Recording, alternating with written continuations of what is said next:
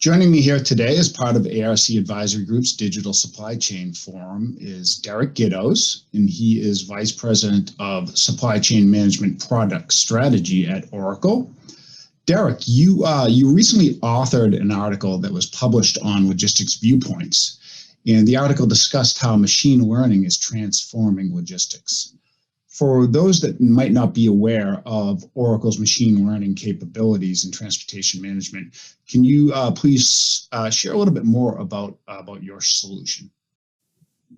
Absolutely, and thank you for having me here today.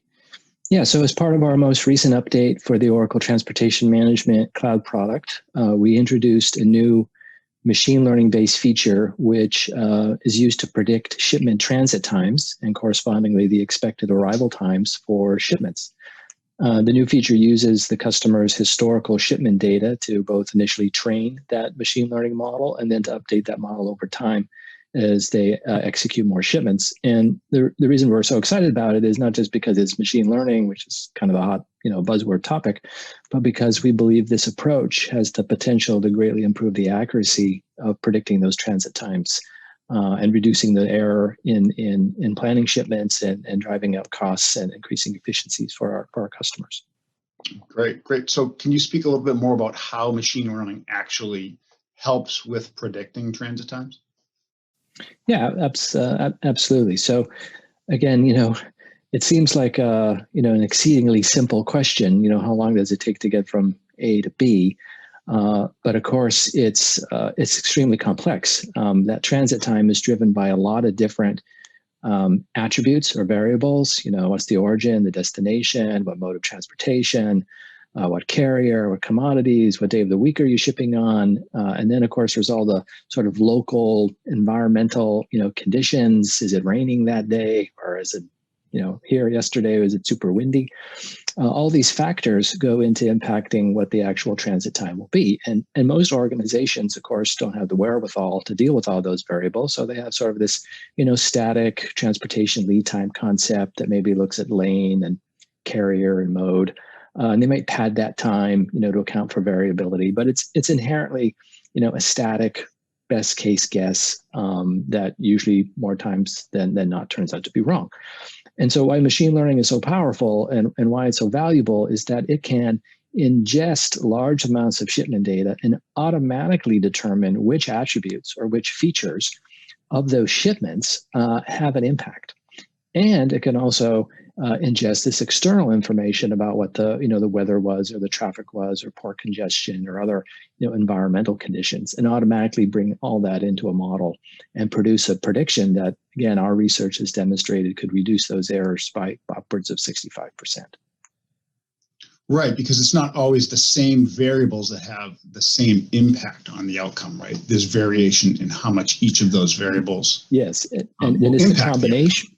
Yeah, right, exactly. And it's a combination of all those variables. And of course, those impacts may change over time. And that's the advantage of the machine learning model is not only does it, have ingest a wide swath of variables, but the models can adjust based off of new observations to pick up those underlying changes in the network or in the environment. Right, exactly. So why do you think that shippers and logistics service providers should consider using machine learning in their transportation management or other logistics applications? Mm-hmm. Sure. So kind of, why now?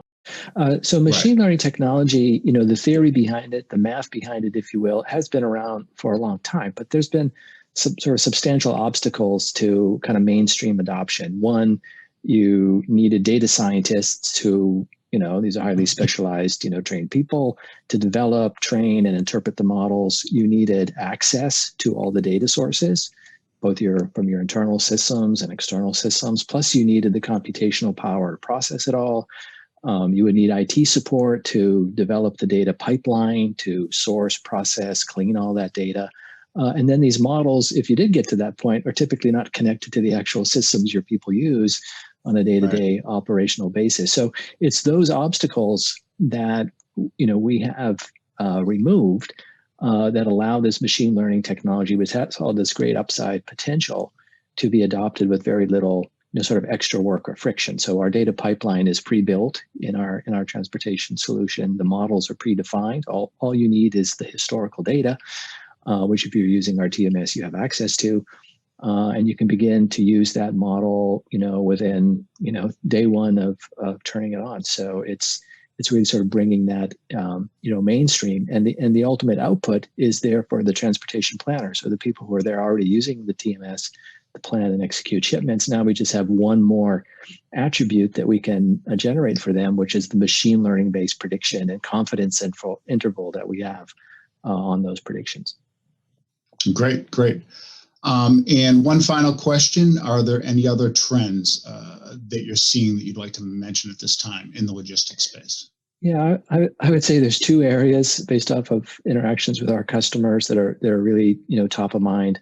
One is, of course, visibility, real-time visibility. That's become really a table stake item, and so folks are they want to know where their shipment is, not just because they want to know where it is, of course, but because that's an important impact or important piece of information in understanding will it arrive on time, and hence impacts customer service and reliability of the supply chain. So we've done a lot of work there recently, particularly around using IoT technology, being able to track not just the location but also the shipment conditions, so temperature, pressure, humidity, tilt, orientation, all these types of factors. So we're seeing a lot of interest there and adoption of those products in different industries, everywhere from life sciences to natural resources.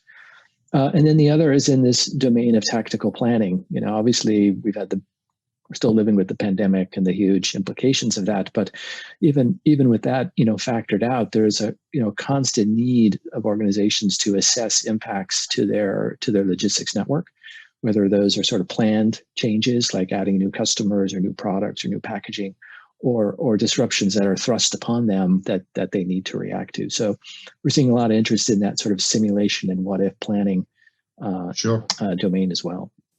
Great. Well, thank you, Derek, and thank you for taking a little bit of time out of your day to expound upon some of the concepts that you wrote about very well in the article we published on Logistics Viewpoints. For those who would like further details, please go to logisticsviewpoints.com to see Derek's recent article. Thank you.